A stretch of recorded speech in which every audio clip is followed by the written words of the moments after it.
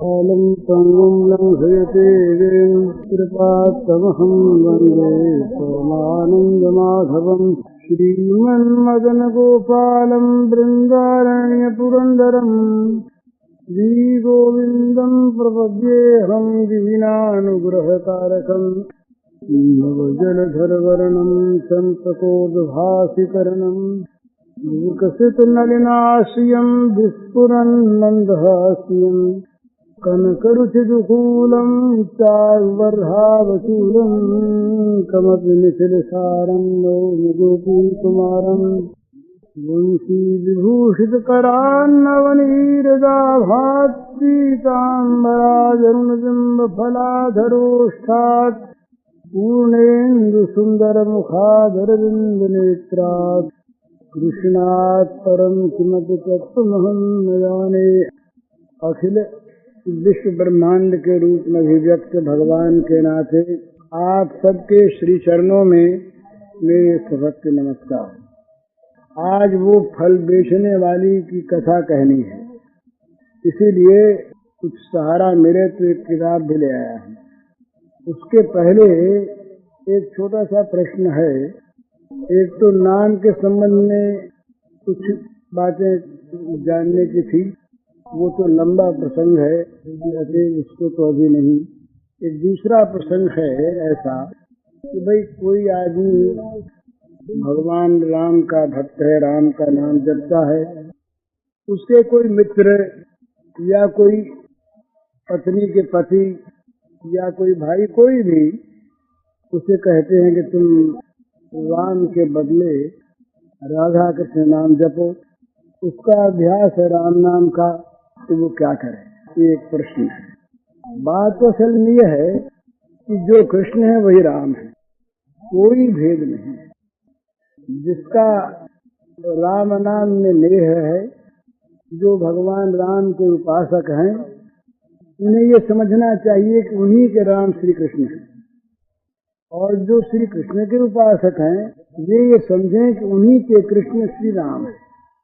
इसलिए अगर राम नाम किसी को अच्छा लगता है तो कृष्ण नाम को, राधा कृष्ण नाम को छोटा तो न माने, विरोध न करे, पर अपने प्रिय राम नाम का निरंतर जप करता रहे, उसे छोड़ने की आवश्यकता नहीं।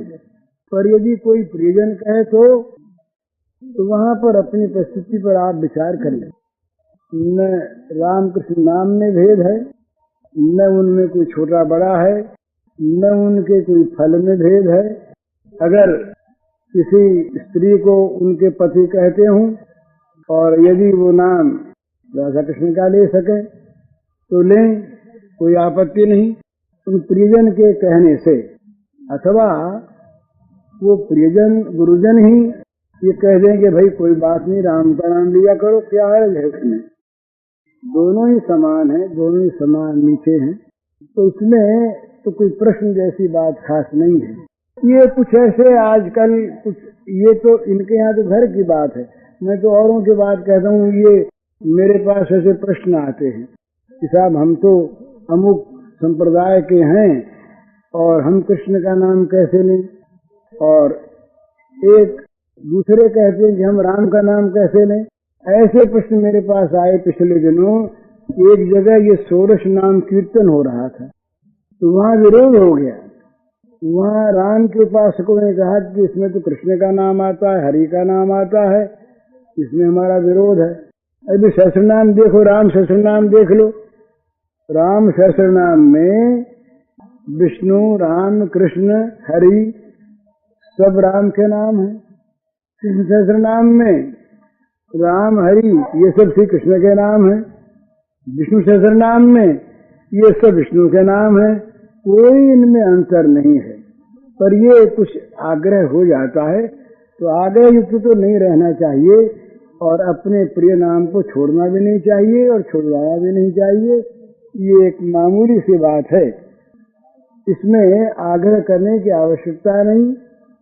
ऐसी बातों को लेकर के पिछले दिनों एक बात हुई, झगड़ा हो गया तो वो अब भगवान का विरोध, राम का विरोध करें तो भगवान का विरोध, कृष्ण का विरोध करें तो भगवान का विरोध, ब्रह्म का विरोध करें तो भगवान का विरोध। तो ये तो अज्ञान है। तो उस झगड़े में एक गुरु जी रहे, एक गुरु जी के 2 शिष्य थे। दोनों शिष्यों ने उनके चरण दबाने के लिए एक टांग बांट रखी थी। बोले बाएं टांग मेरी, दाहिनी टांग तुम्हारी। दाहिनी टांग को तुम दबाया करो, बाएं को मैं दबाया करो।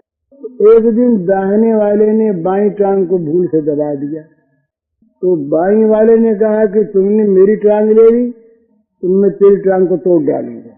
तो उसने कहा कि तेरी मेरी ले ली, तुम मैं तेरी को तोड़ूंगा। दोनों ने लाठी चलाया, गुरु जी की टांग टूट गई। हंसने की बात नहीं है। तो इस प्रकार से परस्पर का जो ये विरोध ऐसा होता है, प्रिय लगे ये बड़ी सुंदर बात है। राम प्रिय लगे, कृष्ण प्रिय लगे, शिव प्रिय लगे, जो प्यारा नाम हो स्वप्रिय नाम इसका कीर्तन करो, नाम जप करो, और समझौता करना हो दोनों का कर लो, कोई आपत्ति नहीं। राम कृष्ण का भी करो और सीताराम का भी करो, राधे श्याम का भी करो, कोई आपत्ति की बात नहीं। दोनों राजी होंगे, कोई नाराज नहीं होगा सीताराम के नाम से। और इनके जो व्याकरण के अर्थ हैं उनके अनुसार तो इन नामों के भी वो अर्थ हो सकते जो उन नामों के, ये अलग है। तो ये इसमें बहुत ये तो आनंद की बात है। वो कहते हैं राधा कृष्ण नाम लिया करो तो बहुत अच्छा, राधा कृष्ण भी लिया करेंगे, और वो कहते बहुत अच्छा तुम नाम भी लिया करो, ये बात नहीं। दूसरा एक प्रश्न है कि सत्संग की बात तो अच्छी लगती है पर याद नहीं रहती, क्या करें। तो इसमें सब बातें सबको याद रहती भी नहीं, किसी को भी नहीं रहती। इतनी बात सुनने को मिलती है कि सुनते सुनते आप लोगों के तो कान पक जाते होंगे। कहने वाले बहुत हम लोग, और सुनना तो सबको पड़ता है। आप लोग है ना, ये रात दिन सुने सुने सुने सुने, तो ये मुश्किल की चीज है। तो याद नहीं रहती, आवश्यकता भी नहीं है। जितनी बात अपने काम की मालूम दे उन्हें याद ही न रखे, अपने जीवन में उतारने की चेष्टा करे। सच्चा सत्संग वो है कि सत्संग में सुनी हुई अपने लिए जो उपयोगी वस्तु है उसको हम जीवन में स्वीकार कर लें। सच बोलने की बात सुनी, सत्य पर आख्यान सुने, बहुत से आख्यान न रहे याद न सही, लेकिन सत्य बोलना यदि हमें स्वीकार है तो बस सत्य बोलना शुरू कर दे। ये सत्संग का परम लाभ है। सब बातें याद रहती नहीं, रखने की आवश्यकता है। और परस्पर विरोधी बातें भी तो होती है ना। जहाँ एक गुरु का सत्संग होता है, ये नियम है, निष्ठा है, वहाँ तो साधन के बाद एक सी आती है। और जहाँ व्याख्यान प्रवचन होते हैं विभिन्न विषयों पर, वहाँ वक्ता ठीक बोलता है पर वो प्रसंगानुसार बोलता है। जिस प्रसंग पर वो कहना चाहता है उस प्रसंग की वो व्याख्या करता है। वो प्रसंग किसी दूसरे प्रसंग के साथ उतने अंश में शायद मेल न खावे, और खाता हो तो उसकी मीमांसा करने वाला कौन, शब्दों में भेद आ गया। तो इसलिए उसमें थोड़ा सा बुद्धि भेद भी संभव है। तो जितनी बात भगवान की सुनने को मिले सब सुने, सुनने में प्रेम करे। सुनना बड़ा अच्छा, कानों में भगवान के गुण जाए, भगवान का नाम जाए, भगवान की चर्चा जाए, बड़ी अच्छी, बड़ा मंगल। जितनी याद रहे उतनी याद रखे। स्मृति शक्ति सबकी एक से नहीं होती, किसी को बहुत बात याद रहती, किसी को कम बात याद रहती है। तो जितनी याद रहे उतनी में संतोष करे, और उतनी में से भी जो चीज अच्छी हो, जो अपने उपयुक्त हो, जिसको स्वीकार करता हो मन, उसको जीवन में उतार ले। सत्संग का एक ही लाभ है भला। एक सत्संग की बात बहुत पुरानी बात है, शायद मैंने कही भी होगी पहली। एक नाटककार थे, ये साहित्यिक बात है, नाटककार थे आगा हश्र। ये 40 वर्ष पहले की शायद बात है, 45 वर्ष हो गए होंगे। उन्होंने एक नाटक लिखा था सूरदास। तो सूरदास नाटक में एक उन्होंने प्रसंग लिखा कि एक बार डाकुओं ने कहीं डाका डाला और बहुत सा माल लूट करके ले गए। तो वो जंगल में गए उसका बंटवारा करने के लिए। बहुत से डाकू थे, तो भाई वहाँ जंगल में बांट लिया जाए। तो जंगल में सोचा कि पहले उनके जो इष्ट देवी थी तो उसकी उपासना कर लें, उसकी पूजा कर लें, भोगों को लगा दें, पीछे बांटेंगे। उधर पुलिस उनके पीछे लगी थी।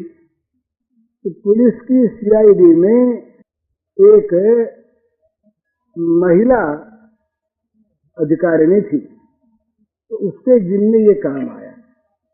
तो महिला को डाकुओं का पता लग गया, वो उनके पीछे पीछे गई। तो जहाँ उनके काली जी की मूर्ति थी उसके सामने सारे डाकू बैठे, डाकुओं का सामान रखा और सामान रख करके वो काली की पूजा में लगे।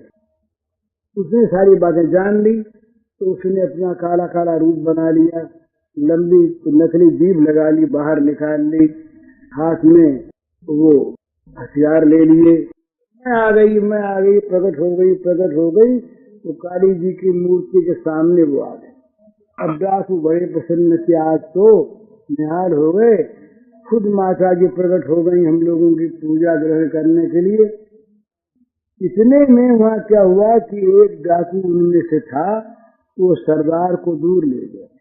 दूर ले जाके कहा कि सरदार जी ये देवी नहीं, ये कोई आदमी है। तो बोले कैसे, क्या बात हुई? तो ध्यान से सुनिएगा। तो उसने बताया कि हम लोगों की शिक्षा होती, डाकुओं को शिक्षा दी जाती होगी पहले कि कहीं भी कथा होती हो, सत्संग होता हो तो उसमें जाना नहीं, और सत्संग की बात, कथा की बात कभी सुननी नहीं। कथा की बात सुन ले, कहीं डाके को पाप बताया जाए तो वो अपने काम से वो अलग हो जाए ना, उसके तो हर्ज हो जाए।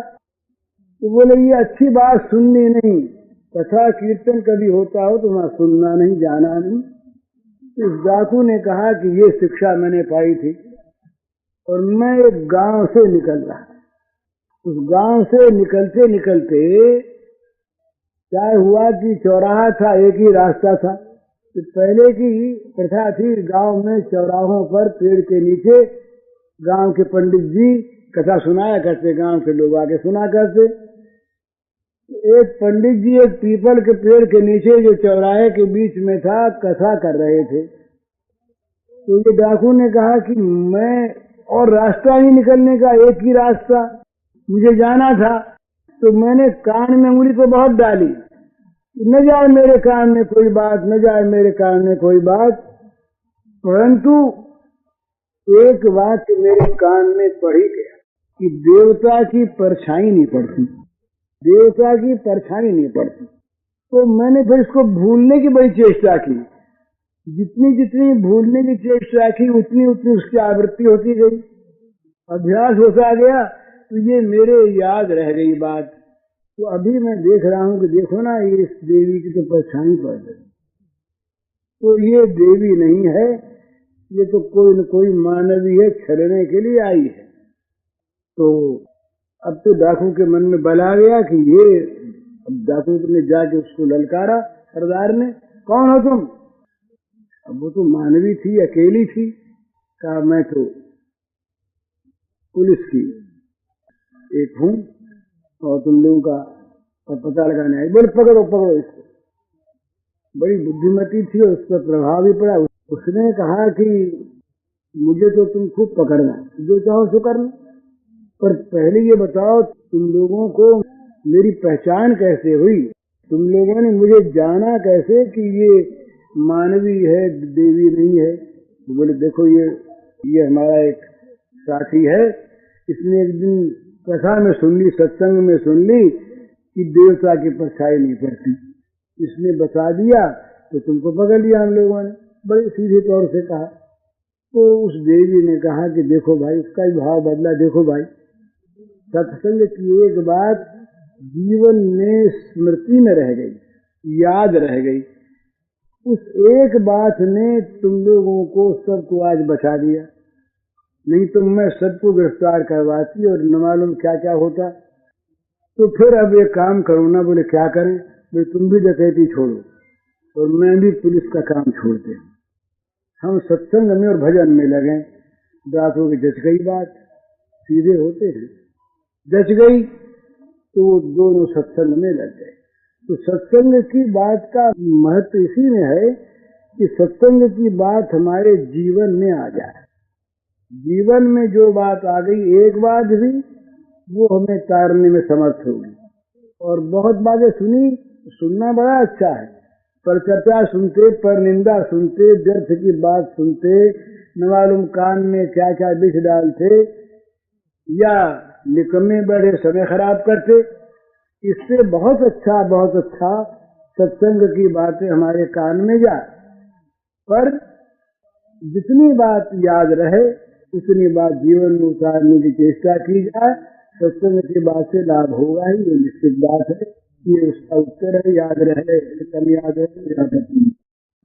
तो अब वो प्रसंग है, ये प्रसंग है श्याम सुंदर के, भगवान श्री कृष्ण के बाल लीला का। बड़ा सुंदर प्रसंग है। और भगवान जो है ना, ये सबके लिए हैं, सबके हैं। बहुत बड़े विद्वान होंगे, बहुत बड़े विद्वान, बहुत बड़े दार्शनिक पंडित, उनको बच्चों के साथ खेलने में लज्जा आएगी। उनको अपठित लोगों के पास बैठने में असम्मान का बोध होगा। वो किसी विद्वानों की मंडली में, विद्वानों में बैठेंगे। पर ये भगवान ऐसे हैं, बच्चों में ठीक बच्चे बनकर खेलते हैं, बूढ़ों में बूढ़े बन जाते हैं। इनको न शर्म है, न लिहाज है, कुछ भी नहीं। ब्रह्मा को इसी पर मोह हो गया महाराज। ये जब वन भोजन करने लगे और वन में वहां पर सबके घरों से छींके आए थे, तो अपनी पत्तल में किसी ने पत्ता ले लिया, किसी ने पत्थर की सिलाई रख ली, किसी ने फूल को बिछा लिया। इस प्रकार तो ये भोजन पात्र बने। ब्रह्मा देखते हैं कि अभी अघासुर के उद्धार की चीज हम देख करके आए। अघासुर के शरीर से ज्योत निकली और वो भगवान श्री कृष्ण के चरणों में समा गई। वो भगवान ये क्या देखते हैं, इन बच्चों के साथ इस प्रकार ये बिना किसी संकोच के खेल रहे, हंस रहे। और यहाँ वन में बैठ करके सबके साथ खाने में लिखा भागवत में कि हंसते हंसाते हुए खा रहे थे। हंसे हंसावे आपस में खूब दिल लगी करें, खूब मजाक करें। ब्रह्मा जी ने देखा, भागवतकार कुछ लिखते नहीं, पर टीकाकारों ने बड़ी सुंदर सुंदर बातें इस पर कुछ प्रेक्षाएं की हैं। वो कहते हैं कि ये ब्रह्मा जी को एक नई लीला देखने का आनंद देने के लिए भगवान ने ये लीला रची, अथवा ब्रह्मा जी की इच्छा हो गई नई लीला देखने को मिले, इसलिए उन्होंने बछड़ों को और बालकों को चुराया। संदेह नहीं हुआ। कोई कहते हैं कि भाई भगवान की इस बाल क्रीड़ा को देख करके अब वो सब बच्चे जैसे हंसते हंसाते हैं, इस प्रकार इनको हंसते हंसाते देख करके ब्रह्मा के मन में संदेह हो गया। पर भगवान की ये बहन है, भगवान ये लीला में सबके साथ समान व्यवहार करते, जो जैसा वैसे ही बन जाते हैं उसके साथ। लोगों को देख करके भले ही वहम हो, और उनके वहम से इनका कुछ बिगड़ता नहीं। कोई भगवान को न माने तो मिटते नहीं। सत्य है ना, सत्य कभी स्वीकृति की आवश्यकता नहीं समझता। सत्य जो है सो है, कोई माने न माने। तो ये भगवान जो हैं श्री कृष्ण, इनकी ये मधुर लीला जो है ना, बाल लीला, इसके प्रधानतया 3 अंग हैं, वात्सल्य, सख्य और मधुर। बड़ा सुंदर ये लीला प्रसंग है सारा का सारा। माताओं के सामने, पिता के सामने, और मातृस्थानीय उस माताओं के अनुरूप उम्र वाली बड़ी बूढ़ी गोपांगनाओं के लिए ये बच्चे। और सखाओं के भी कई भेद हैं। सखाओं के साथ ये उनके सखा, बच्चों के साथ सखा है, गोपांगनाओं के साथ ये उनके परम प्रेष्ठ हैं, परम प्रियतम हैं। ये मधुर भाव है, सखाओं वाला सच्चे भाव है। और ये माता पिताओं के साथ जो बर्ताव है, ये उनके द्वारा वात्सल्य भाव से भगवान की भक्ति होती, तो वहाँ बिल्कुल बच्चे बन जाते, वात्सल्य भाव में बिल्कुल बच्चे बन जाते, और सच्चे भाव में बिल्कुल सखा बन जाते हैं, कहीं किसी प्रकार का संकोच नहीं करते। और प्रियतम भाव में तो राष्ट्रपंचाध्यायी प्रसिद्ध है, सब लोग देखते ही देखते उसका भाव समझना बड़ा मुश्किल है। कृष्ण और राधा के और गोपियों के स्वरूप का ठीक निर्णय करना बड़ा कठिन, उसमें अपनी अपनी भावना के अनुसार लोगों ने कई प्रकार के अर्थ किए हैं, और जिनसे अनर्थ हुए हैं बहुत से, वे उनको छोड़ करके उनका बड़ा सुंदर, बड़ा दिव्य पवित्रतम, वो परम त्यागमय है श्री गोपांगनाओं का वो भाव, वो सब लोग नहीं समझते, वो समझने की चीज है, वो विषय आज नहीं। तो आज तो केवल एक बात, एक विषय कहना। एक श्लोक है बड़ा सुंदर, वो कहते हैं गोपालांगन कर्दमेषु विहरन्, गोपालांगन कर्दमेषु विहरन् विप्लध्वरे लज्जसे रूषे गोकुल हुंकृतै शुचशतै मौनं विधत्ते सताम् दास्यं गोकुल पुंश्चलीषु पुरुषे स्वाम्यं न दान्तात्मसौ ज्ञातं कृष्ण तवांघ्रि पंकजयुगम प्रेमैकलब्धं मोह। एक भक्त कहते हैं कि भगवान श्री कृष्ण, ये पता लग गया कि आपके चरण कमलों की प्राप्ति केवल प्रेम और प्रेम से होती। भाई ऐसा क्या देखा? तो कहते हैं कि महाराज प्रेम की बड़ी महिमा देखी हमने। गोपालांगन कर्दमेषु विहरन्, इन ग्वालों के घरों के कीचड़ में आप लोटते हैं, विहार करते खेलते कीचड़ में, कर्दमेषु। और विप्रध्वरे रज्य से बड़े बड़े ऋषि मुनि आपका श्रुतियों के द्वारा आवाहन करते हैं, आप वहां प्रकट होने में शर्मा जाते। विप्रध्वरे लज्ज से उन यज्ञों में आप लजाते। और ब्रूषे गोकुल हुंकृतै ही, किसी ग्वाले के बच्चे ने अगर आपको पुकार लिया, किसी बछड़े ने वो आपको पुकार लिया, तो आप उत्तर देते हाँ आया अभी आया। लेकिन वो बड़े भारी विद्वान लोग, ऋषि लोग सैकड़ों स्तुतियां करते हैं आपकी। आप मौन विधत्ते सताम शुद्ध सतई, हजारों स्तुतियों के सामने भी आप मौन रह जाते हैं, बोलते उत्तर नहीं देते, सुनते रह जाते, जवाब नहीं देते। और दास्यम गोकुल पुष्चरीषु कुरुषे, इन गोकुल की अहिरिनियों का, जिनके चरित्र के संबंध में भी लोग नाना प्रकार की बातें कहते हैं, उनकी तो आप गुलामी करते हैं, दासत्व करते हैं। वात्सल्य में भी ये बात आती है, माधुरी में जूते उठाने तक की बात। यशोदा मैया ने कह दिया कि लाला, एक बार की बात है, बहुत सी यशोदा मैया की समवयस्क का समान उम्र की बूढ़ी बड़ी, कि रोज ही होता है यहाँ ये खेल, रोज आनंद लेती वो। क्या कहना उन ब्रजांगनाओं के भाग्य का, कितना सौभाग्य उनका। सुखदेव जी ने उनकी वंदना की, उनके भाग्य का क्या ठिकाना है। तो एक दिन की बात से वो बहुत सी इकट्ठी हो गई, बोले आज तो लाला से कुछ नई लीला करानी है, आनंद लेना है। तो माखन के लौंदे ले लेकर के हाथ में खड़ी हो गई। बोले लाला भूख लगी? बोले हाँ। तो देखो माखन ललचा गया। वो नित्य तृप्त है भला, नित्य पूर्ण काम है, पूर्ण काम सकाम हो जाते हैं। जिनको कभी भूख प्यास लगती नहीं, वो भूखे हो जाते हैं। बोले हाँ माखन तो लूंगी। तो बोले एक काम करो, वो बाबा की पावड़ी पड़ी है, छोटे से नन्हे से बाल गोपाल, ये श्याम सुंदर नन्हे से छोटे से, अभी बुजुर्गों ही चल रहे थे, अभी उठे थोड़े से, पैरों से चलने लगे हैं। चलते चलते कभी कभी गिर भी पड़ते हैं, पूरा अभी बल नहीं आया पैरों में, चलते हैं। तो कहा देखो वो बाबा की पावड़ी पड़ी है, पावड़ी उठा लाओ। तो माखन का लौंदा तैयार, लो ना, सबके हाथ में लौंदा एक एक। अब मन लग क्या इनका, बोले अभी लाया। गए साहब पावड़ी उठाने, अब उनसे पावड़ी उठे नहीं, छोटी सी पावड़ी उठे नहीं तो जरा लज्जित हुए ना, सोचने लगे कि कहीं हमारी हंसी तो नहीं कर रही है।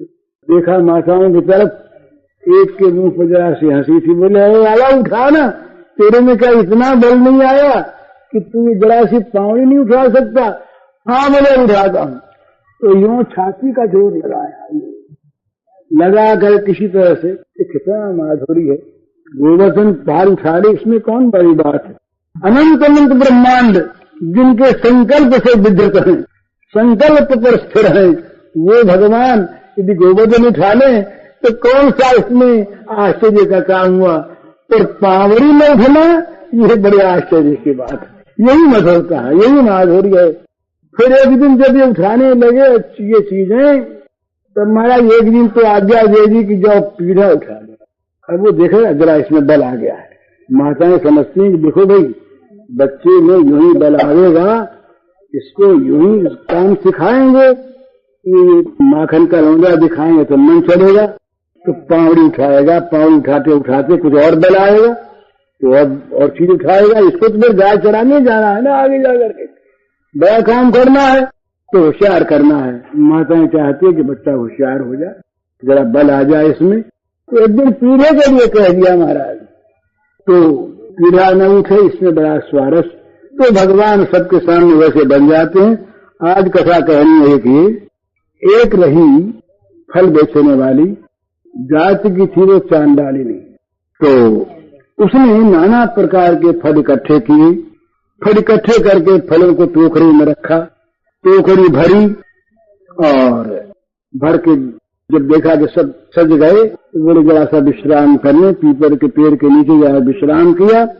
बूढ़ी थी, उसने एक दिन कहीं सुन लिया था ये नंद का लाला जो है ना ये बड़ा सुंदर है, और नंद का लाला बड़ा सुंदर, और नंद के लाला को कोई गोद ले तो उसको बड़ा सुख मिलता है।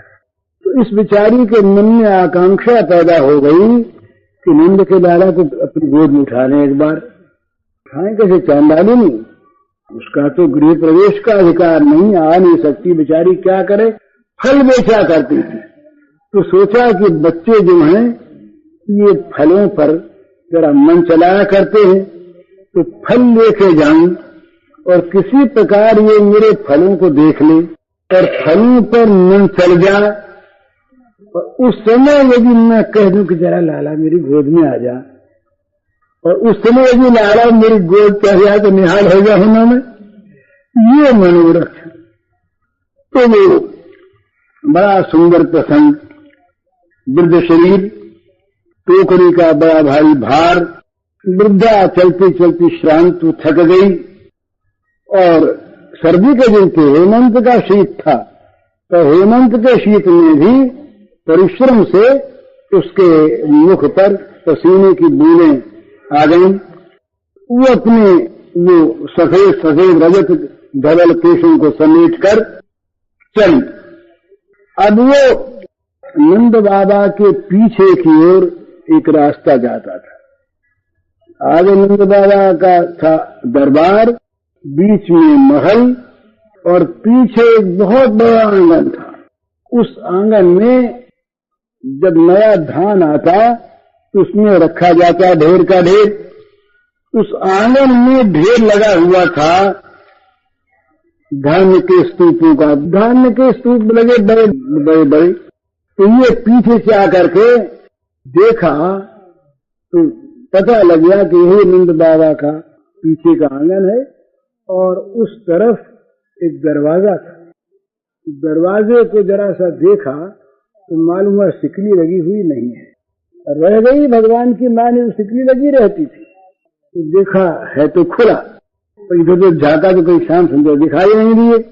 तो इतना फल ले लो, कोई फल ले लो, कोई फल ले लो, इस प्रकार से वो ब्रज की बीच में पुकारती पुकारती वहां आ गई। अब महाराज वो जब आई तो भगवान की लीला, श्याम सुंदर खेलने को आ गए, और श्याम सुंदर अपने सखाओं के साथ खेलने आ गए पीछे आंगन में।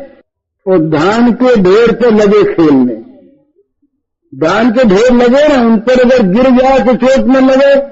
धान के ढेर में ये नंदन खेलने लगे तो वो जरा दूर की बच्चों की आवाज सुनी, ध्वनि सुनी, जरा सा झांक के देखा, जरा सा किवाड़ यूं करके तो दिखाई दिया आ गए। तो अब मन में आया कि ये बड़ा सुंदर है, अब यदि कहीं फल लेने को वो आ जाए तो मेरा काम बन जाएगा। तो महाराज वो अपना बार बार फल ले लो, कोई फल ले लो, कोई फल ले लो, इस प्रकार से वो आवाज लगाने लगी।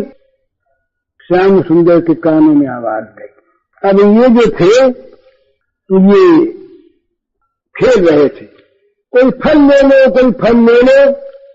तो इन्होंने आवाज कान में जाके चौकन्ने होकर खड़े हो गए, धान के ढेर पर खड़े हो गए। सखाओं से पूछा, बोले फल क्या होता है? ये कहती है फल ले लो। तो फल क्या होता है? बोले मैया ये कभी बहुत दफे दिया करते हैं, कदली देती है, आम देती है, ये इनका नाम फल है। तो इनका नाम फल है। तो बोले ये कहती है फल ले लो, तो अवसर ले लें। बोले कहीं सखाओं ने कहा कहीं मैया आ गई तो? हाँ बोलिए, तो डर के बोले धीरे धीरे चल। तो पैर में नीचे रहे, वो बजे नहीं, तो धीरे धीरे धीरे धीरे धीरे धीरे सखाओं से कहा कि तुम लोग आना मत, नहीं रहो, हम जाते। तो सखाओं को तो कहा अच्छा, बोले तुम लोग यहाँ रहोगे, हल्ला मचेगा, तुम लोग जरा दूर चले जाओ, बाहर चले जाओ। ये सब अकेले जरा सा देखा कि किवाड़ खोल लिया। किवाड़ खोल करके गए बाहर, तो देख रहे कि बुढ़िया माई खड़ी है और फल की टोकरी नीचे रखी हुई। तो बुढ़िया माई तो बस अब इनको देखते ही वो तो मुग्ध हो गई। ये श्याम सुंदर उनकी झांकी कहते हैं। बिछुरी अलके रही मुख पर, बिछुरी अलके रही मुख पर, बिनही नयन बयन सुहाय, देखी कंजनी चंद के बस मधुप करत सहाय। वो कमल दल लोचन, कमल सा उनका मुख चंद्र, वो छोटे से नन्हे से झंगड़िया पहने हुए, और वो अलकावली उनकी बड़ी शोभित, उनको देख कमर में करधनी, उनको देख करके मुग्ध हो गई। और मानो उनके शोभा का, सौंदर्य का अंग अंग से, रोम रोम से मानो झरना झर रहा है। इस प्रकार से उनको देखा तो रुन झुन रुन पैर में बसते हुए धीरे धीरे वो आए और आ करके और पास खड़े हो गए। तो अब कृष्णचंद्र ये देखते हैं कहीं कोई आ तो नहीं रहा है। दूसरा तो आदमी पीछे से कोई आ नहीं गया, कहीं मैया ना आ जाए। जो पीछे की तरफ देखते हैं, फिर आगे की तरफ देखते हैं। अब उनको निकट आए देख करके फलवादी का तो रोम रोम पुलकित हो गया, आनंद से हृदय उसका विगलित हो गया, द्रवित हो गया, उसके नेत्रों से अश्रुधारा बहने लगी। अब श्री कृष्ण देखते हैं कि ये तो मेरे आते रोने लगी, ये क्या हो गया? अरे इसके आंसू क्यों आ गए, रोने क्यों लगी? तो भाव था, कुछ देर में कुछ धैर्य आया तो आंसू उसने पोंछ लिए और पोंछ करके पास आकर के बोली, लाला फल लोगे? अब ये तो लेने ही आए थे ना। बोले हाँ हाँ फल लेंगे, दे दो हमें फल। बोले फल तो लोगे पर भैया फल का दाम चाहिए ना। तो ये बोले दाम क्या होता है? हमारी तो मैया हमें रोज फल देती है, कभी दाम मांगती है, दाम की बात नहीं देती। तो तू ये दाम दाम करके, दाम किसका नाम है? अरे बोले ये जो फल है इसके बदले में कुछ चीज दी जाती है, तुम्हारी मैया तो खरीद के मंगवा लेती है कहीं से, तो इसका दाम चाहिए। तो बोले दाम क्या चाहिए? बदले में कोई चीज। बोले हाँ हाँ पर तू जाना मत, खड़ी रहना यहीं पर, और मैं अभी दाम लेके आता हूँ। बोले कुछ भी ले आओ तो। बोले हाँ मैं अभी आया दाम लेकर के। जाना मत कहीं, मुझे सब फल लेने हैं, तेरी सारी टोकरी मैं ले दूंगा, खाली करा दूंगा, जाना मत कहीं पर, मैं अभी दाम लेके आता हूँ। तो सब अंदर गए। तो दाम और क्या क्या लेते, इन्हें नन्हे से हाथों में अंजलि में धान भर लिया, धान भर लिया, धान भर के ये चले। तो अब वो क्या भगवान की लीला, उनकी मर्जी, वो नाचते हुए जाएंगे, उन्हें थोड़ी पता है बाल लीला कि अंजलि का धान जरा धीरे धीरे ले जाएंगे तब वहां तक जा पहुंचेगा। एक तो नन्हे नन्हे हाथ छोड़ लिया और धान भरा हुआ, अरे दौड़ते हुए जाए, जल्दी से कहीं भागते हुए न चली जाए, तो वो धान गिरने लगा। अंजलियों से निकल के जब वहां तक तो पहुंचे तो देख जाने रहे।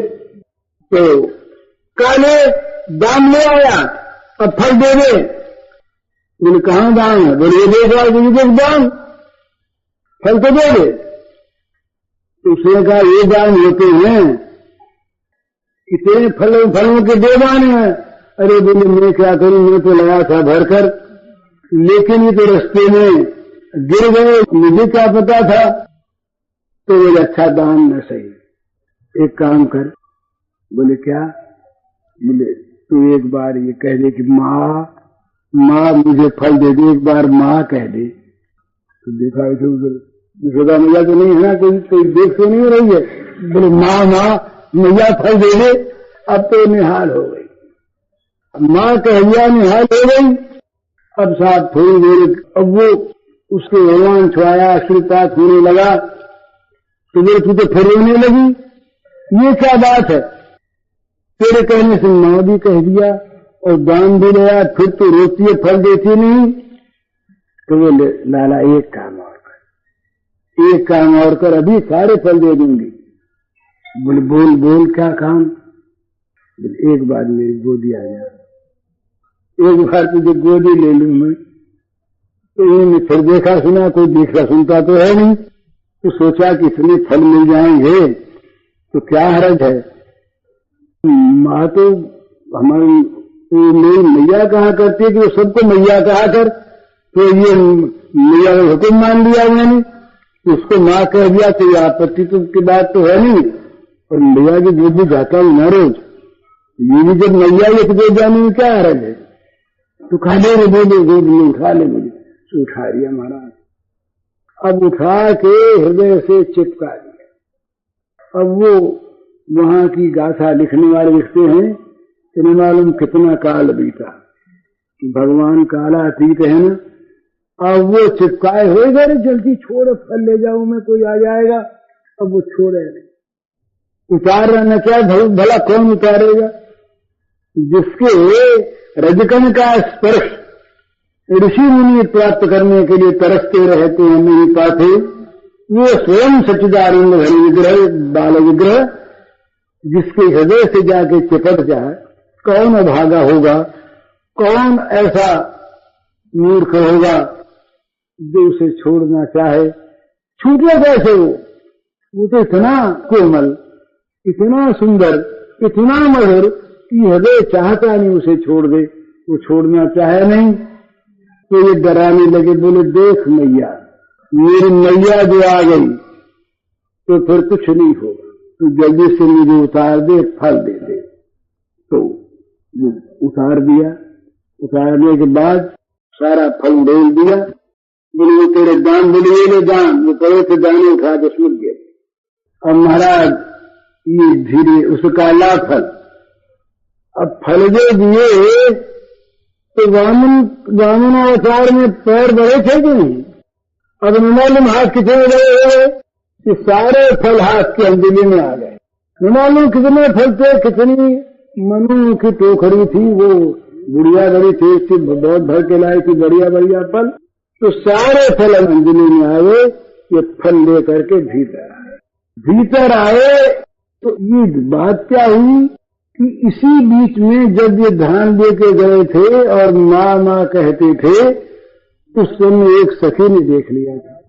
तो उस सखी ने उसको मैया तैनात रखती थी इसलिए कि बड़ा चंचल है ना, कभी सांप को पकड़ लेता, कभी गाय की पूंछे पकड़ लेता, बड़ा चंचल, बड़ा नटखट रहा। तो ये उधम बड़ा, तो मैया डरती रहती कि कहीं ये उत्पात कर बैठेगा, खेलने में भी बाधा न हो, टोकना वोकना नहीं, लेकिन ख्याल रखना कहीं बाहर न चला जाए, उत्पात न कर बैठे। तो सखियां तैनात रहती हमेशा। तो वो सखी कहीं इधर उधर हो गई थी उनकी माया से कि बाहर गए, तब सखी ने देख लिया। तो सखी ने जा करके मैया से कहा कि मैया आज तो लाला ने एक बड़ी भारी बात कर दी। बोले क्या बात कर दी? बोले वो फल बेचने वाली एक बुढ़िया है ना, वो चंडालिनी, वो बाहर आई थी तो मालूम नहीं कैसे लाला को पता लग गया, किवाड़ खुले रह गए तो लाला पीछे से निकल गए और ये जा करके और उसको मामा कहा, उसकी गोद चढ़ गए।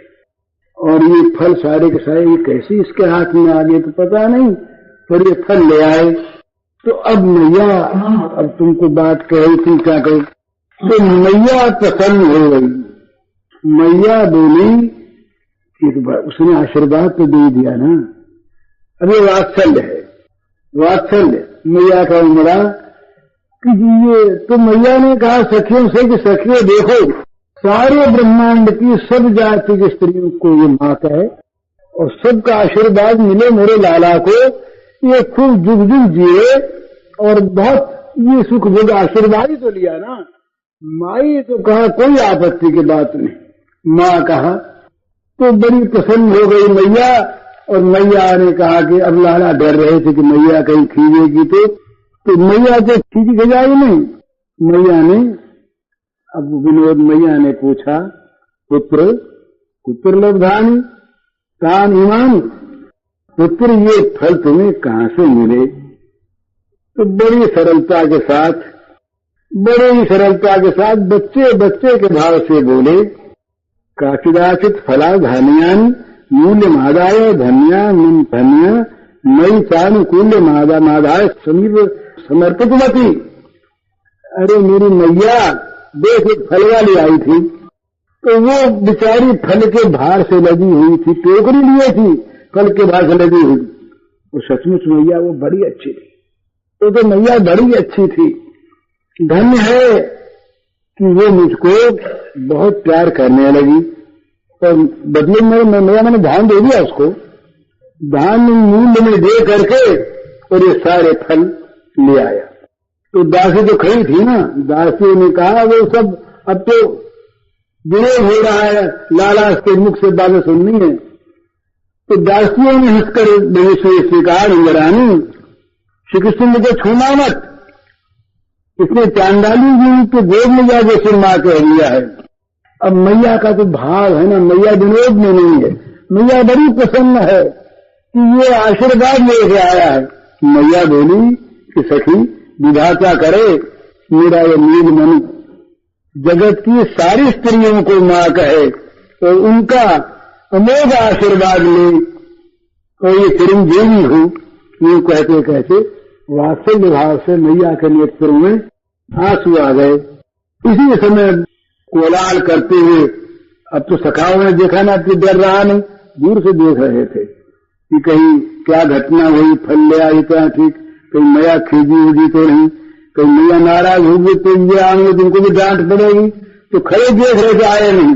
पर जब मैया से ये बात सुनी कि कोई बात नहीं आशीर्वाद लेके आया है, तो सब कोलाहल करते हुए आ गए और आकर के बोले कि मैया ये फल लाया हमको दे। तो श्री श्याम सुंदर ने कहा मैया से कि मैया सबको बांट देना, देखिए मेरे सखा सब आ गए बांट दे। तो आनंद में निमग्न हुई मां यशोदा और अपने सुकोमल सुंदर हाथों से पहले तो उन्होंने अपने उनको फलों को बनाया, छीला, नमस्कार किया उनका, फिर आनंद आए उससे, उनके हाथ तो कांप रहे हैं और फिर फल वितरण कर रही है। साथ ही उन्हें आश्चर्य है कि ये थोड़े से फल समाप्ति क्यों नहीं होते, वो हजारों हजारों सखा आ गए, तमाम जितने सखा थे वहां पर न मालूम कहाँ से देवता लोग भी उस समय वहां पर ब्रज में सखा बन के जिन जिनका भाग्य था, जिनको अवसर मिला वो आए थे। तुम्हारा ये मैया को आश्चर्य इतने फल ये लाया भी कैसे, और इतने थोड़े से फल थे कि समाप्त क्यों नहीं हो रहे हैं। नैया बांटे जा रही है, तथा आए जा रहे हैं और फल पूरे नहीं होते। तो माता चामुंडेन आनंदेन कृतस्पंदेन करद्वंदेन तान विभजंती तदंती कृति नासुदाला। गोपाल शंकुकार कहते हैं कि मैया एक दिन नहीं, कई दिनों के बाद तक भी मैया इन फलों का अंत न पाकर विस्मय करती रही, आश्चर्य में डूबी रही। और जिन जिन ने इन फलों के स्वाद का अनुभव किया वो तो सब चंद्र करके रह गए, अत्यंत सुमधुर। मैया के बाद वो कहते हैं जनकति वयम विस्मय ऐसा स्मयमाना वसति सा तदास्मादाकाराश्च लब्ध चमत्कारा न विस्मरंती च। मैया भूल नहीं रही है कि क्या हो गया। तो उस दिन जब नंदरानी अपने श्री कृष्ण श्याम सुंदर के नीलमणि को बीच में बैठाकर ग्वाल बंधुओं को अपना फल बांट रही थी, उसी समय एक नए बधू, ये सब श्याम सुंदर के लिए आए हैं, एक नई बहू आई थी उस दिन। तो वो नव बहू अपनी सास की आज्ञा से नंद भवन में मथानी मांगने आई थी। नई बहू आई थी और घर में मथानी थी, तो सास ने कहा कि जा नंदरानी के यहां से मांग ला। तो वो माने आई। अब वो श्री कृष्णचंद्र तो बस अपने मित्रों के साथ, सखाओं के साथ फलवाली के फलों का रस लेने में निमग्न थे। तो उन्होंने इस सुंदरी की तरफ देखा भी नहीं, ताका भी नहीं, उसने इनको देख लिया। और महाराज इसके रूप सौंदर्य को देख करके वो तो अपने आप को भूल गई। अब वो मथानी लेकर यंत्र की भांति घर पे लौटी। इतनी देर में उसके सारे शरीर का रंग बदल गया। घर के सजन परिजन उसके इस आकस्मिक परिवर्तन को देख करके चिंतित हो गए कि ये कैसे बेहोशी हो गई, पगली सी हो गई, क्या हो गया, कोई जान नहीं सकता। ये देवती नहीं, मौन ऐसे हो गई मानो गूंगी हो। एक सप्ताह तक उसकी दशा रही। और इसके बाद उसने एक दिन यमुना में स्नान करने के समय श्याम सुंदर को देखा। और तो अब वो एक सखी थी, तो वहां अपनी सखी को उसका रहस्य बतला रही है। अद्भुत एक चितयो हूँ सजनी नंद महर के आंगनरी, सो मैं मेरे के अतुल को खोयो गई मथानी मांगनरी। बालदशा मुख कमल विलोकत कछु जननी सो बोलेरी, प्रगटति हसत दतुली मुन सीतज दमक दिरे दल ओलरी। सुंदर भाल तिलक गोरोचन नीली मसबिंदु का लागोरी, मन नकंद ऐची अचे ऋषि के अली सायक सोहन जागोरी। कुंडल लोल कपोल झलकत मन दर्पण में झांगी रही, बिलोक विचार चारु छवि परिमित कहूं न पायरी। मंजुल तारन की चपलाई चित चतुराई करखेरी, मनु सरासन धरे करस्मर भो चाहे सर वर्षेरी। जलद थकित जन काग पोत को कुतूल न कबहू पायोरी, न जानू कि अंग मदन मन जाय रही गई पायोरी। कह लगी कहूँ बना बन छवि निरखत मत गति हारी। सूर्य श्याम के एक रोम पर दिन प्राण निजवारी। ये भगवान श्याम सुंदर की लीला। नित्य निरंतर ये फल बेचने वाली फिर तो आने लगी। रोज का सौदा हो गया इनका, मैया की आज्ञा मिल गई। अब ये रोज जाएं और रोज वो पीछे से आवे। एक दिन क्या हुआ कि वो उसने देखा कि ये इसने जो रोज ही वो धान डाले, तो एक दिन की बात वो धान डाले तो वो थोड़े से धान के दाने थे। वो जंगल में गई, भावावेश में मत तो भारी हो गई, टोकरी भारी हो गई टोकरी। इसने देखा कि इसमें तो 2-3 दाने थे, भारी कैसे हो गई। नीचे उतार के देखे तो रत्नों से भरी हुई, तमाम बहुमूल्य रत्न भरे हुए उसमें।